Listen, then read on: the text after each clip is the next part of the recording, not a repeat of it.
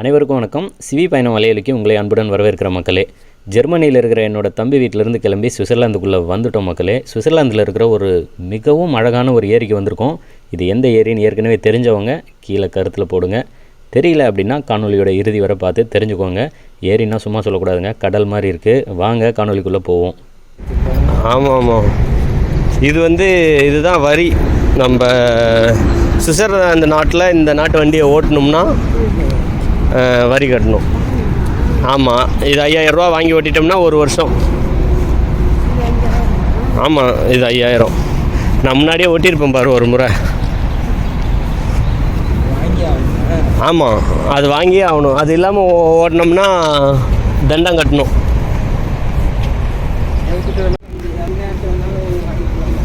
Switzerland நுழையிறதுக்கு முன்னாடியே, அந்த நாட்டை நுழையிறதுக்கு முன்னாடியே வாங்கிக்கணும்.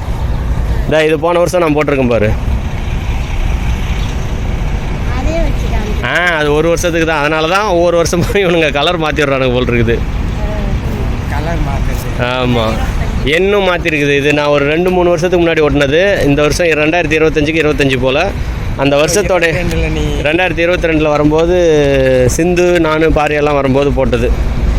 இது இந்த வருஷம் இப்போ 2025க்கு ஆனது. அதனால் அதில் 25ன்னு எழுதியிருக்கிறாங்க. இப்போ அப்படின்னா இது இந்த ₹1 இதுக்கு வாங்கலை. அந்த ஒரு யூரோ அந்த இதை நம்ம வேறு ஏதாச்சும் சாப்பிட்ற பொருளுக்கு தான் மாற்றிக்கலாமா. இதுக்கு கொடுக்கும். இதே மாதிரி கடை எல்லா இடத்துலையும் இருக்கும். பெருவழி சாலையில் அங்கே எங்கே வேணாலும் கொடுத்து மாற்றிக்கலாம். அந்த இதுலேயும் எழுதியிருக்குது.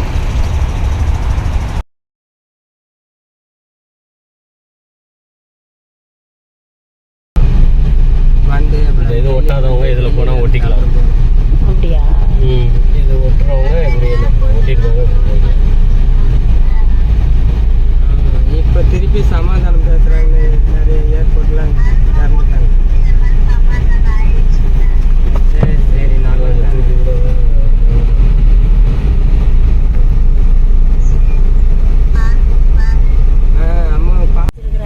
ஆற்றுக்கு போகிறதுக்கு. ஆமாம், அப்புறம் அந்த ஆறு அப்படி இருக்கிறதான். ஆற்றுல இருந்து இதெல்லாம் இந்த துறைமுகம் கப்பல். இது கடலில் போய் அந்த பக்கம் பக்கத்து நாட்டுக்கு ஆற்றுலேயே கொண்டு போய் பக்கத்து நாட்டில் கடலில் சேர்றதுக்கு இடம் உண்டு. அதான் நீர் வழி இந்தியாவிலையும் ஏசியாவிலையும் கொண்டு வரணும்னு சொல்கிறாங்களா, அந்த மாதிரி தான் இது.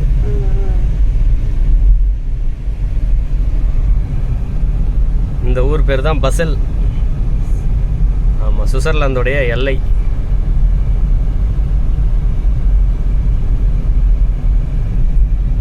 ஜெர்மனியிலேருந்து வந்தோன்னா இந்த ஊரை தாண்டி தான் போகணும். வேறு பக்கமாக இருந்தால் வேறு ஊர் இருக்கும். இந்த வழி தான் முக்கியமான பெருவழி. கப்பல்னு சொல்கிறோமே, பாய்மர கப்பல் மாதிரி அவன் கையில் வச்சிருக்க அட்டை அப்படியே தூக்கிட்டு போகுது. ஆமாம், வேறு பக்கம் போயிடுது. அது காற்றடிக்கிற பக்கம் தான் அவன் ஓட்டிகிட்டு போய்கிட்டு இருப்பான். இது சேலாப்பழம்னு சொல்கிறோம். காட்டில் உள்ளே இருக்கிறது அந்த இலை தான். நீங்கள் அந்த சேலாப்பழம், ஆங்கிலத்தில் என்னது செர்ரின்னு சொல்லி நம்ம ஊர்லலாம் முளைஞ்சு கிடக்குது. அந்த மரம் தான் இது. இங்கேயும் அதே மாதிரி இருக்கும். இலை அதே மாதிரி தான் இருக்கும், பழம் பெருசாக வரும். அதுக்கு இந்த பக்கம் இருக்கிறதெல்லாம் இது அந்த அரத்தி பழம் இல்லை, இது ப்ளம்ஸுன்னு சொல்லுவாங்களே, அது ஆடு தான், செம்மறி ஆடு. இதான் அங்கே வலது பக்கம் மேய்து பாரு, வித்தியாசமாக இருக்குது. அது தோல் இப்போ தான் வெயில் காலத்துக்காக எடுத்து விட்ருப்பாங்க. தோல் எல்லாத்தையும் வெட்டி விட்டுவாங்க. தோல் எல்லாத்தையும். ஆமாம், அதை அப்படியே இது பண்ணி எடுத்துருவாங்க, மழித்து எடுத்துருவாங்க தோலெல்லாம். கருப்பு வண்ணத்துலேயும் இருக்கும், சிவப்பு வண்ணத்து வெள்ளை வண்ணத்துலேயும் இருக்கும். நீ அவ்வளோ தூரம் இது பண்ணி காட்டணும்னு இல்லை, இப்படி காமிச்சா தான் நல்லாயிருக்கும். அம்மா என்ன பண்ணுது? இருமா ஒரே ஒரு படம் மட்டும் பிடிச்சிக்கிறேன். இப்படியே இருமா, இங்கே பாருமா, இப்படி அப்படியே தான் என்ன பாரு. அப்படியா?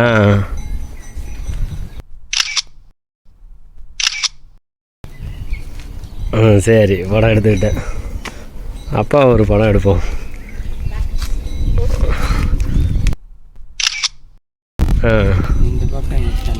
எல்லா பக்கமும் எடுப்போம், வளைச்சி எடுப்போம். இங்கேயா இந்த பையன் தான் ஏறி நிற்கிறானே, அந்த மாதிரி நீ ஏறி நில்லு. நிற்கலாம், ஒன்றும் தப்பு இல்லை, நில்லு. அங்கே பின்னாடி வரிசையாக இருக்குதுல்ல, இந்த பின்னாடி கம்பு நட்டுருக்காங்களே, அதெல்லாம் திராட்சை கொடி. வெள்ளை வெள்ளையாக கம்பு தெரியுதுல்ல, இப்போ தான் சின்ன செடியாக வச்சுருக்குறாங்க. இந்த பச்சை தான் சொன்னேனே சேலாப்பழம், இது செர்ரின்னு. எந்த குச்சி? அந்த குச்சி கருப்பு இருக்கிறதும் அதுதான், இந்த பச்சையாக இருக்கிறதா தான். கருப்பில் வந்து வலை போட்டிருக்காங்க கொஞ்சம். இப்போ அங்கே போயிட்டு அப்படியே நடந்து வராங்களா? ஆமாம், இப்போ நம்ம அங்கே தான் போகணும். மேலே அங்கே போகிறதுக்கு தான் வந்து, அங்கே வண்டிலாம் போகாது. நம்ம இந்த அங்கே படி ஏறி போகிறாங்க பார்த்தியா, வராங்க அப்படியே. அதான் அங்கே இப்போ நம்ம போயிட்டு வந்தால் அங்கேருந்து இந்த ஏரி இன்னும் நல்லா தெரியும். அதான் அந்த காற்றுக்கே இது பண்ணுறாங்க. அப்பா அம்மா நீங்கள் 2 பேரும் இங்கே வந்து நில்லுங்க. அப்படியே சும்மா நீ நிற்கிற இடத்துல இன்னும் கொஞ்சம் பின்னாடி போம்மா, அப்பாவுக்கும் இடம் விட்டு. அப்பா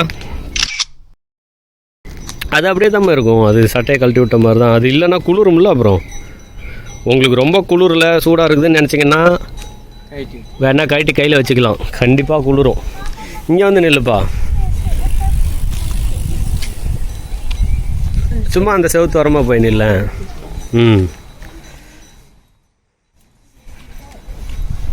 திரும்புங்க, சேர்ந்து தான் நில்லுங்களா, அப்படி நில்லுங்க. அதெல்லாம் ஒன்றும் இல்லை, இங்கெல்லாம் சுத்தமாக தான் இருக்கும். துப்ப மாட்டாங்க, யாரும் எச்சு துப்ப மாட்டாங்க.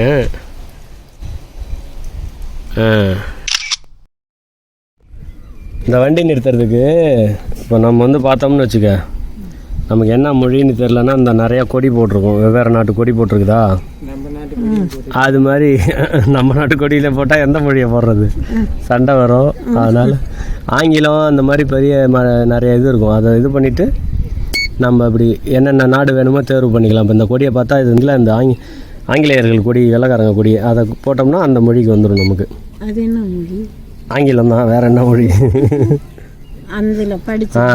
இதுக்கப்புறம் நம்ம வந்து என்ன ஒரு இதுன்னு தேர்வு பண்ணணும், என்ன ஒரு வண்டின்னு.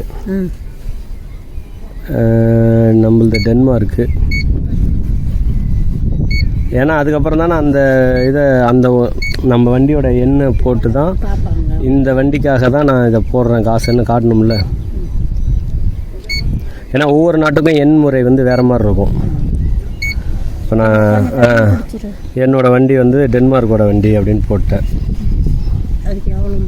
இப்போ அடுத்து அதை தேர்வு, அதுக்கு எவ்வளோன்னு இல்லை, அதுக்கப்புறம் என்னோடய வண்டி என்ன திரும்ப போடணும். ஏன் இல்லை,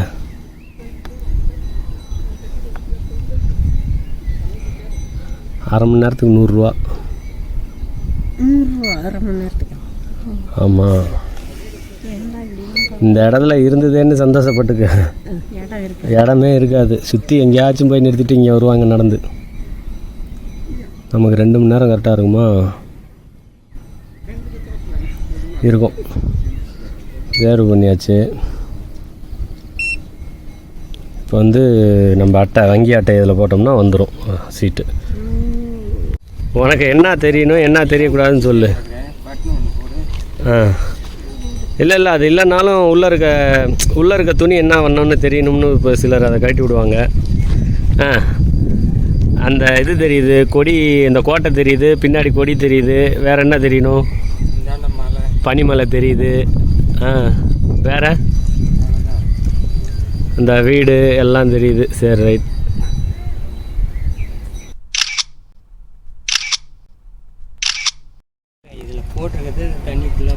ஆமாம், அது நீல வண்ணத்தில் தெரியறதெல்லாம் தண்ணி. கோட்டை வந்து அந்த முகனையில் இருக்குது. 1927 இதை பாதுகாத்துட்டு வராங்க. ஆனால் கோட்டை எந்த காலத்தில் கட்டினதுன்னு தெரில. அது மாதிரி உள்ளே அதை இதை பண்ணக்கூடாது அப்படின்னு என்னென்ன பண்ணக்கூடாதுன்னு போட்டிருக்காங்க. செவுத்தில் ஏறக்கூடாது, குப்பை போடக்கூடாது, நெருப்பு எரிய வைக்கக்கூடாது. இந்த திருமண புகைப்படமும் எடுக்கக்கூடாது, இந்த பறக்கிற வச்சு படம் எடுக்கிறதும் எடுக்கக்கூடாதுன்னு போட்டிருக்குது. புகைப்படம்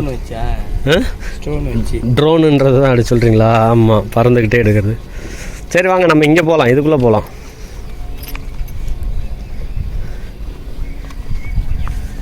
ஆனால் கோட்டை எப்போ கட்டினாங்கன்னு போடல.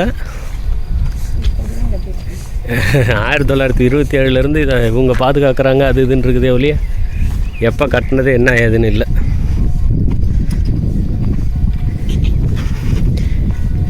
இங்கே அப்படியே வந்தீங்கன்னா மக்களே இந்த பக்கம் அந்த சேலாப்பழம் தோட்டம் இருக்குது, அந்த பக்கம் திராட்சை பழம் தோட்டம் இருக்குது, சுற்றி பார்க்கலாம். ஜூலை ஆகஸ்ட் மாதிரி வந்தீங்கன்னா நல்லா பழம் பழுத்திருக்கும். மே மாதத்தில் அப்போ தான் பூ வைக்க ஆரம்பிக்குது. இந்த கோட்டையை ஒட்டியே சின்னதாக இடது பக்கம் நடந்து போகிறதுக்கு வழி இருக்குது. போனால் அந்த ஏரி தண்ணியில் குளிக்கலாம். நமக்கு குளிரும், ஆனால் இவங்களுக்கு 25 பாகைன்றது நல்ல சூடு. அதனால் எல்லாம் குளிக்க ஆரம்பிச்சிட்டாங்க. சுத்தமாக தெரியுது. அது இப்போ அந்த பனிமலையை எதிர்க்க இருக்குல்ல, அதுலேருந்து உருகி வர்ற தண்ணி.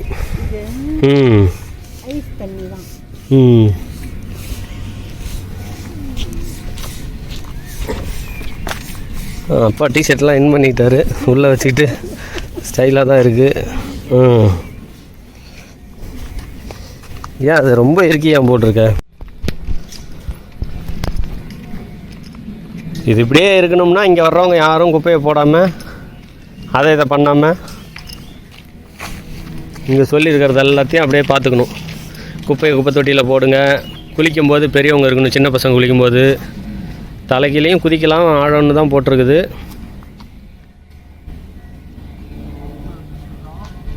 இந்த சிவப்பு வண்ணத்தில் போட்டு பெருக்கல் அடிச்சிருக்கிறதெல்லாம் பண்ணக்கூடாது. ஆனால் இது ஜெர்மன் மொழியில் எழுதிருக்குது, எனக்கு முழுசாலாம் படிக்க தெரியாது. எடுத்துகிட்டு போகலாம், எது பண்ணலாம்னு போட்டுருக்காரு. நீச்சல் பெரியவங்க கூட இருக்கணும்.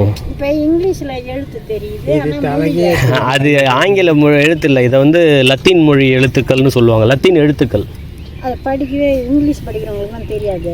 அது வார்த்தையே தெரியாது. எழுத்து வேணால் இது ஏ, இது பி, இது எஃப், ஏ, எல், எல்லுன்னு தெரியும். அப்ஃபால் அப்படின்னா என்னன்னு எனக்கு தெரியாது. அது என்ன அர்த்தம் ஜெர்மன் மொழியிலன்னு எனக்கு தெரியாது. ஆமாம், இந்த போட்டு போயிட்டு வர்றதுக்கு அது தனியாக அவங்க இது வச்சுருப்பாங்க. சொந்தமாக இது விசை படகு இதுவும் வச்சுருப்பாங்க, கையில் துடு போட்டு தள்ளுற படகும் வச்சுருப்பாங்க.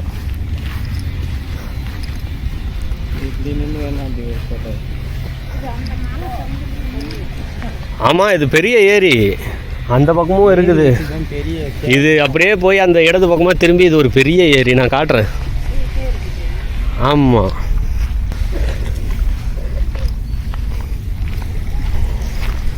குளிரும். தண்ணியில் வேணால் கை வச்சு பாருங்கள். காலை நினச்சிக்காமல் இங்கே மேலே இருந்தால் பார்க்கலாம். இருங்க, இப்படி கை வச்சு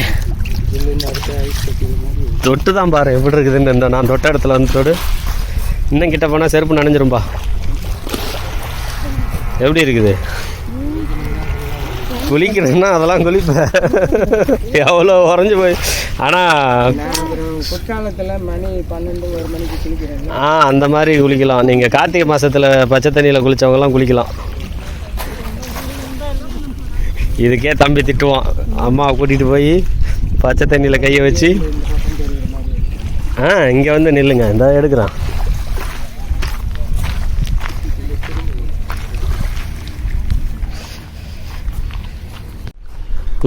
என்னென்ன தெரியணும்னு மட்டும் சொல்லு.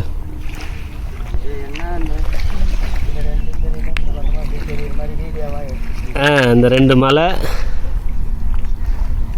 இந்த ஏரி, பின்னாடி பனிமலை தானே. ஆனால் நீங்கள் கருப்பாக தான் தெரியுறீங்க. சின்னதாக ஒரு காணொலியும் எடுத்துடுறேன்.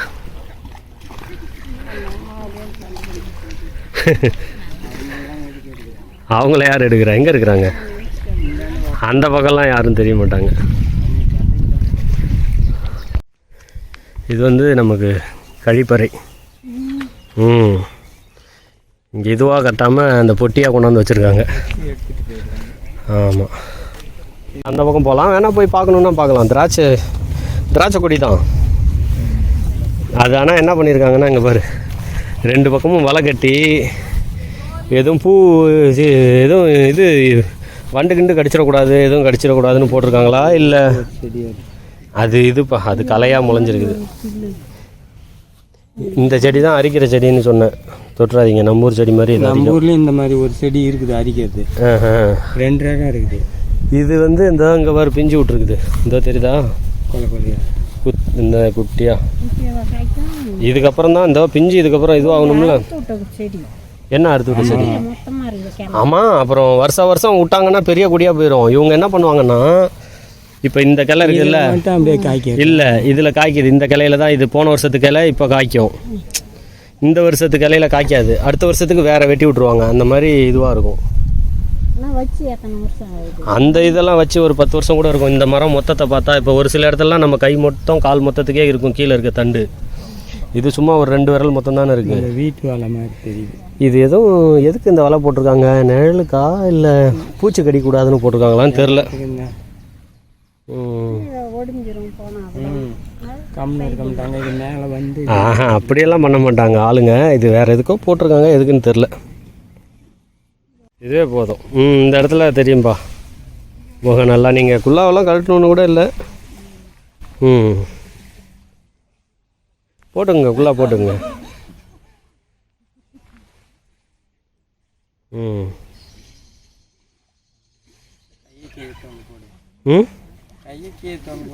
அதெல்லாம் அது வரைக்கும் தெரியாது. அங்கேயே நிறைய மேயக்குள்ள இந்த வண்ணத்துலேயும் இருக்குமே நம்ம ஊர்லேயும். தலையில் மட்டும் அப்படியே இந்த ரோஸ் கலர் வரும் தனியாக, அந்த பச்சை கலர் மயில் கலராக இருக்குது. அதுதான் நீ அங்கே காட்டுற மாதிரி நம்ம ஊரில். நம்ம அங்கே பின்னாடி இருக்கிற மலைக்கு போகலாம். அதுக்கிட்ட எதுக்கு பின்னாடி? இந்த அங்கே ஒயர் இருக்குது அந்த இடத்துக்கு. அந்த பனிக்கிட்ட போக முடியாது. ஏறி அந்த மலைக்கு பின்னாடி கீழே ஒரு ஏரி இருக்கும். இதே மாதிரியே அந்த இடத்துக்கு போகலாம். மலையில் ஏறி அந்த மலைக்கு உள்ள ஒரு ஏரி இருக்கும். மலைக்கு மேலே ஒரு ஏரி. இந்த அந்த பள்ளம் இவ்வளோ பெருசு இருக்காது, ஆனால் அது சின்னதாக இருக்கும். இதை விட அந்த மலைக்கு மேலே. இந்த வெயிலுக்கு என்ன என்னால் குளிக்க முடியல. இந்த வெயிலுக்கு குளிக்கலாம். இப்போ அந்த இது வேணாம். அந்த பரீட்சையெல்லாம் இன்னும் ஒரு 10-15 நாள் கழிச்சு வச்சுக்கலாம். எங்கள் கூட சேர்ந்து இந்த துன் ஏரியோட அழகை நீங்களும் ரசிச்சிருப்பீங்க அப்படின்னு நம்புகிற மக்களே. அடுத்த காணொலியில் இங்கே ஒரு சின்ன குன்று இருக்குது. அந்த குன்று மேலே ஏறி போய் இந்த திராட்சை தோட்டத்தை எல்லாம் சுற்றி பார்ப்போம். அங்கேருந்து இந்த துன் ஏரியோட அழகை எப்படி இருக்குன்னு பார்ப்போம். தொடர்ந்து பயணிப்போம். அனைவருக்கும் நன்றி, வணக்கம்.